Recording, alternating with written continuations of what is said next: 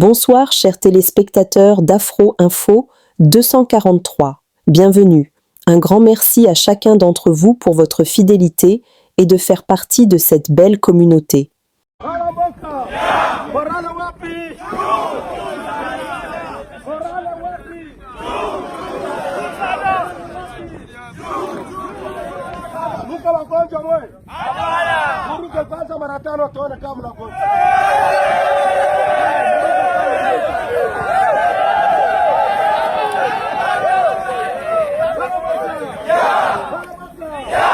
Yemoko mokozi wa banyama komanda France General Makanaki Kasimbira Njo aza awa na para mpona kopesa biso briefing ya kobeta adui wana M23.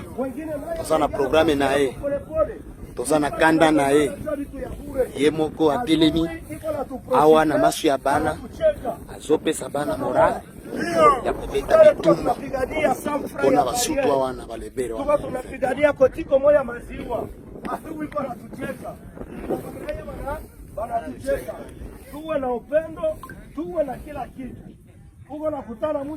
Dans cette vidéo, il s'agit de membres du groupe Force démocratique de libération du Rwanda, FDLR, rapatriés au Rwanda, mais malheureusement, à leur arrivée, ils seraient réorganisés et habillés en uniforme de le Rwanda Defense Force, RDF, avant d'être renvoyés en République démocratique du Congo pour rejoindre une coalition avec le M23, la RDF. Aujourd'hui, sous la supervision du général-major Jack Nziza, tous les anciens FDLR déjà rapatriés au Rwanda auraient été réunis dans une église où il aurait donné instruction qu'ils retournent en RDC pour combattre dans cette coalition. À quoi sert donc cette opération de rapatriement s'il n'y a pas de suivi par la communauté internationale au Rwanda? Cet homme aux lunettes qui apparaît en train de danser dans la vidéo, c'est Jack Nziza. Envoyer des anciens FDLR au Rwanda sans suivi, c'est renforcer le rang de la coalition M23-RDF.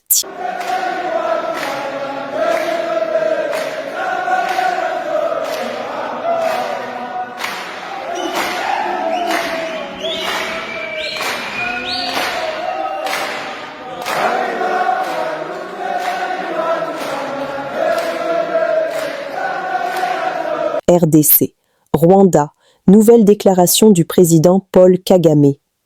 Une vidéo largement diffusée ce jeudi montre le président rwandais Paul Kagame affirmant que « il est difficile de conclure une affaire avec le président Félix Tshisekedi », évoquant des accords qui seraient aussitôt remis en cause après les discussions. Cette déclaration intervient alors que Kinshasa et Kigali ont récemment signé un accord de paix visant à mettre fin aux hostilités dans l'est de la RDC, notamment autour des questions de sécurité, du M23, des FDLR et de la coopération régionale. Elle arrive également dans un contexte où plusieurs acteurs régionaux et internationaux appellent au calme, à la retenue et au respect des engagements pris. À ce stade, aucune réaction officielle du gouvernement congolais n'a encore été rendue publique concernant ces propos. But making deals with Tshisekedi is... Making deals with what? With Tshisekedi, with Felix? Is very difficult. Is the most difficult thing. Dans la province du Nord Kivu, des passagers ont été attaqués sur l'axe Kiwanja-Kanyabayonga, dans la localité de Mayi-Yamoto, près de Rwindi, ce jeudi 13 novembre vers 10h. Selon plusieurs témoins, des individus armés ont surgi de la brousse, puis forcé plusieurs véhicules de transport à s'arrêter. Les voyageurs ont été contraints de descendre et se sont vus dérober téléphones, argent et effets personnels dans une ambiance de forte intimidation. Un rescapé déclare « Ils ont pris tout ce qu'on avait. Nous avons eu la vie sauve par miracle. » Bien qu'aucun décès ne soit à déplorer, ce nouveau fait ravive la peur des usagers de cet itinéraire, qui s'est progressivement imposé comme l'un des plus périlleux de la région. Après un séjour fructueux en capitale congolaise, le gouverneur du Nord Kivu foule le sol de Béni, siège provisoire de la province, ce 13 novembre 2025. Un accueil à la hauteur lui est réservé. Le chef de l'exécutif donne brièvement les acquis de sa mission. D'abord, nous sommes allés à Kinshasa sur l'invitation de son Excellence, Monsieur le Vice-Premier ministre et ministre de l'Intérieur, dans le cadre de la conférence organisée par le Sénarec sur la montée de la violence armée dans certaines provinces. Nous sommes arrivés à Kinshasa dans ce cadre-là. Nous avons bénéficié de plusieurs rencontres avec des autorités nationales à Kinshasa, notamment de son Excellence Monsieur le ministre en charge des ITPR. Et nous avons une très bonne discussion avec lui. Nous avons donc profité pour lui donner l'invitation pour qu'il vienne ici à Béni. Nous avons reçu l'acceptation de son Excellence de venir ici à Béni en vue d'accompagner la population du Nord Kivu dans le cadre de tous les projets visant le désenclavement, le développement de la province ainsi que la connectivité avec les autres provinces. Nous avons été reçus par le directeur pays de la Banque mondiale et vous avez suivi sa communication.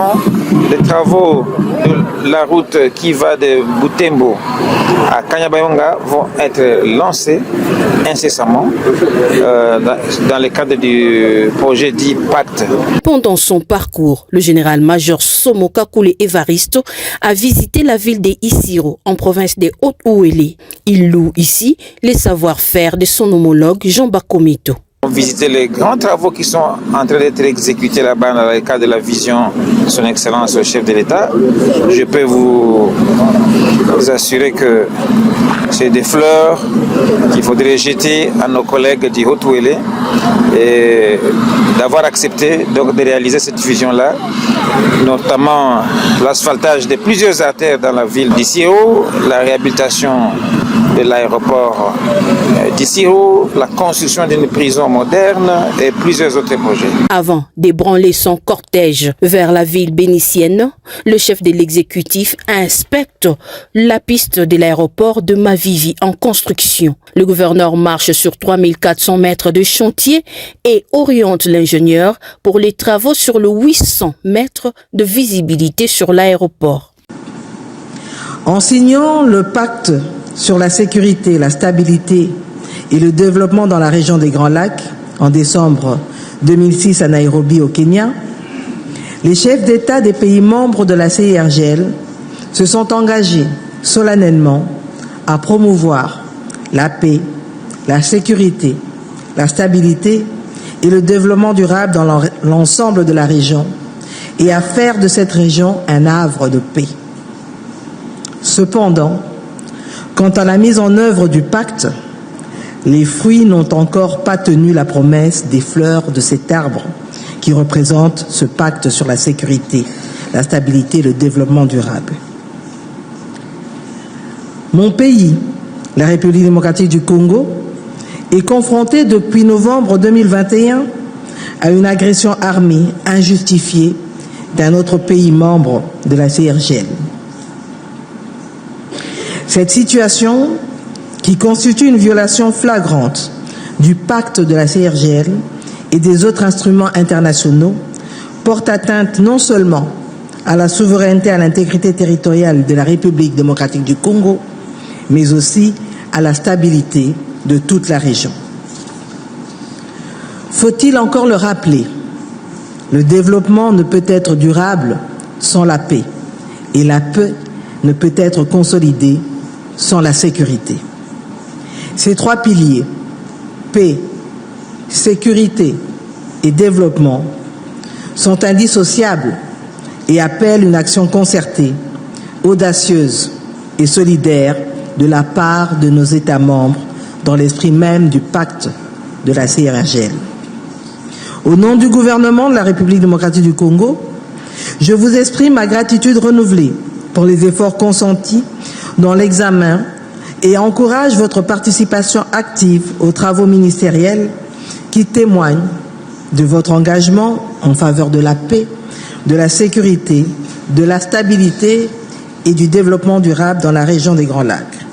Je tiens également à exprimer toute ma satisfaction à l'assistance diplomatique pour le relais des vues du gouvernement auprès de leurs pays respectifs, mais aussi aux différentes représentations accréditées en République démocratique du Congo, ainsi que nos partenaires au développement pour l'intérêt manifeste accordé à la dynamique des résolutions des conflits dans la région. Nous sommes arrivés à la fin de cette édition. Merci à vous de nous avoir suivis jusqu'ici.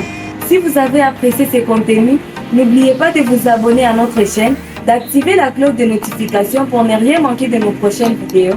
Likez et partagez cette vidéo. On se retrouve très prochainement. À bientôt.